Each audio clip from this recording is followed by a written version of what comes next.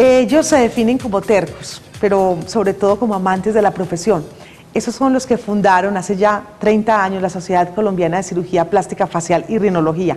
Hoy nos acompaña uno de sus fundadores, un cofundador, el doctor Augusto Velázquez. Pues doctor, bienvenido a Negocios en Telemedellín y qué bueno que nos cuente cómo fue en ese comienzo la decisión que toman y lo que le ha beneficiado a la profesión como tal el haber tomado esa decisión. Bienvenido.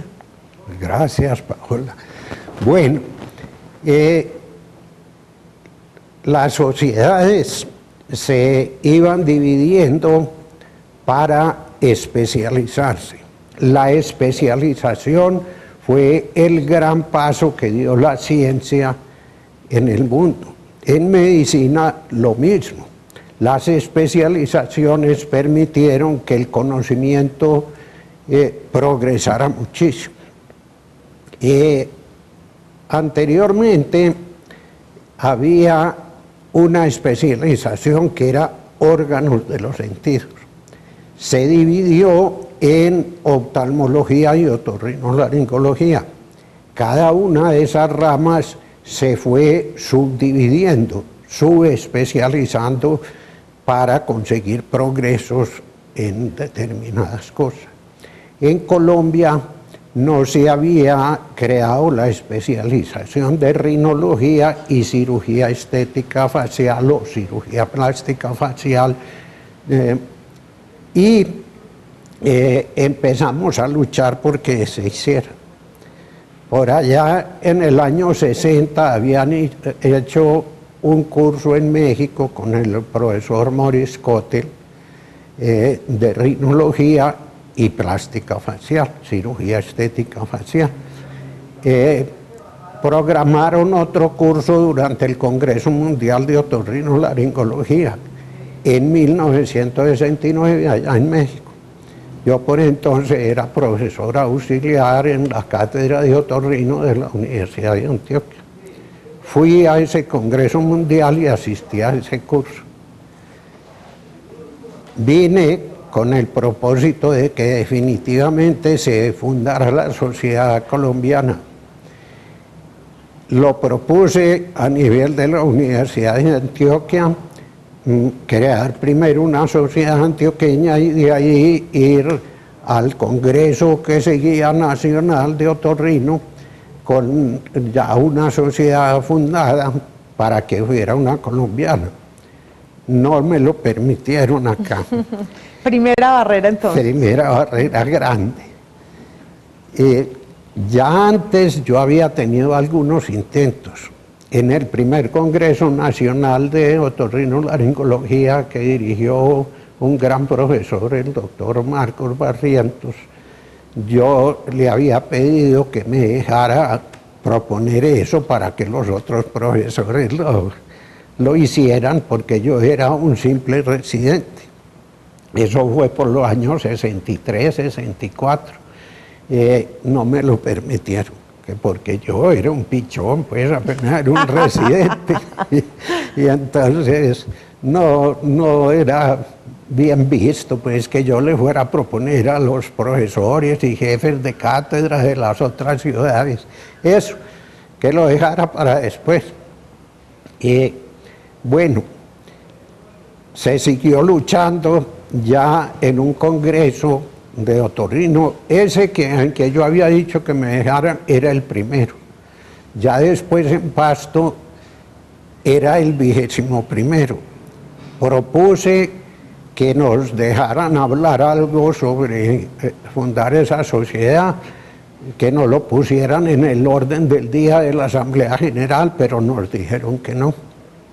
Entonces hablé con el doctor Vélez Hoyos, el esposo de Luz Marina Zuluaga, un otorrino muy distinguido de Manizales, porque se iba a hacer el siguiente congreso, el 22º, en Manizales. Y ahí es cuando usted dice, nos juntamos los tercos y seguimos adelante con la idea, y así fuera. En un pasillo del hotel donde estaban reunidos, creamos la sociedad. Exacto, porque Enrique Vélez Hoyos, si no lo puso, era el presidente de ese congreso, no lo puso en el orden del día. Pero entonces los jefes de las otras cátedras, yo ya era profesor titular en la Universidad de Antioquia y jefe de la cátedra de otorrino, pero los otros jefes de las otras ciudades lo vetaron.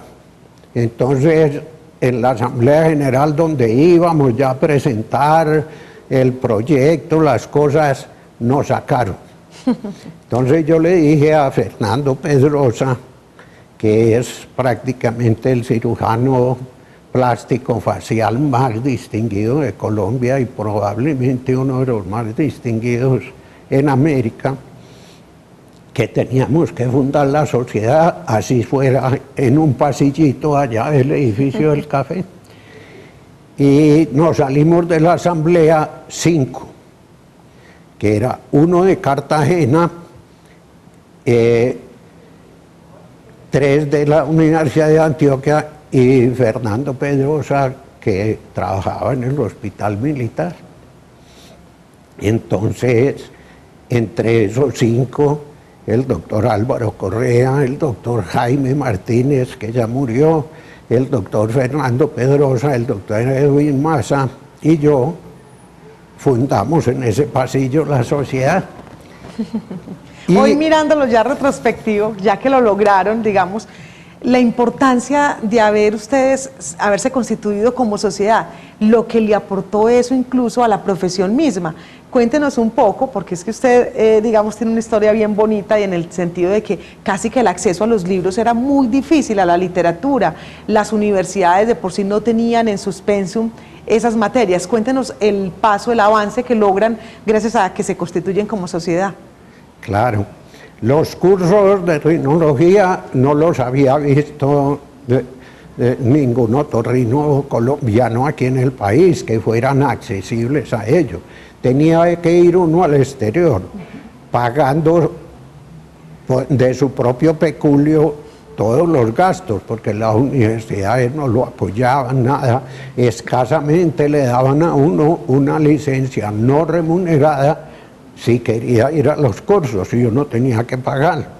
Con la fundación de la sociedad se empezaron a hacer los cursos internacionales de rinología y plástica facial. Traer a los gurús, a los grandes, digamos, sabios de la materia, para que el conocimiento se expandiera en el país, ¿no? Exacto, exactamente. Entonces pudimos traer los grandes profesores que nos apoyaron en una forma increíble, porque les contábamos la historia, la lucha de todo, inclusive muchos se venían ad honorem.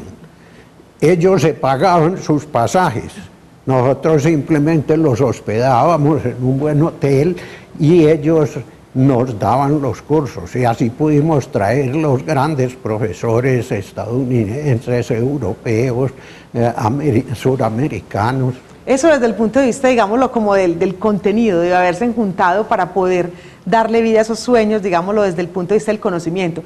Ya desde el punto de vista de la academia, ¿qué fue lo que lograron en los pensum de las universidades? Bueno, ya el doctor Fernando Pedrosa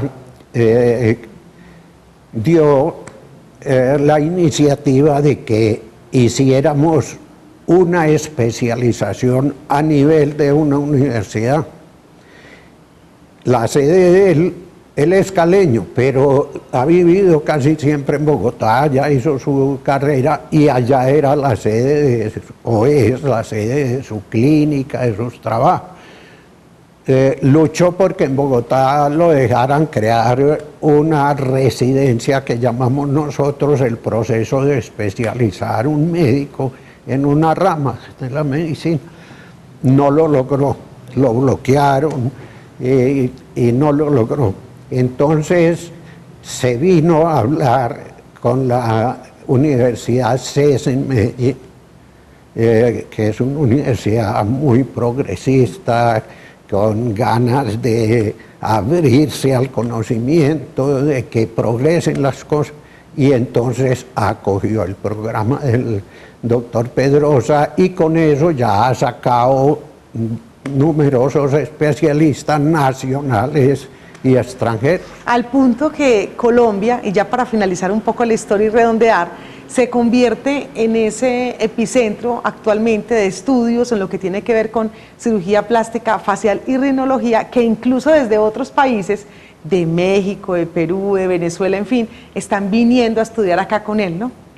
Claro, ya vienen, y ahora que fue el último curso internacional dirigido por la presidenta de la Sociedad Colombiana de Cirugía Plástica Facial y Rinología, la doctora Claudia García. Entonces se presentó el doctor Fernando, se presentó el decano del CES, y hubo en realidad pues un gran curso y un gran progreso, y presentaron ahí toda esta historia de la fundación y progreso de la residencia de cirugía plástica facial. Pues doctor Augusto, de verdad que muchísimas gracias. Era contar un poco esa historia de cómo se juntan un grupo de profesionales y buscan mejorar esa profesión en el país al punto de convertirse, como lo mirábamos hace un momento, en ese polo de desarrollo para la profesión incluso en Latinoamérica. Muchas gracias. A usted muchísimas gracias. Este es Negocios en Telemedellín, ya regresamos.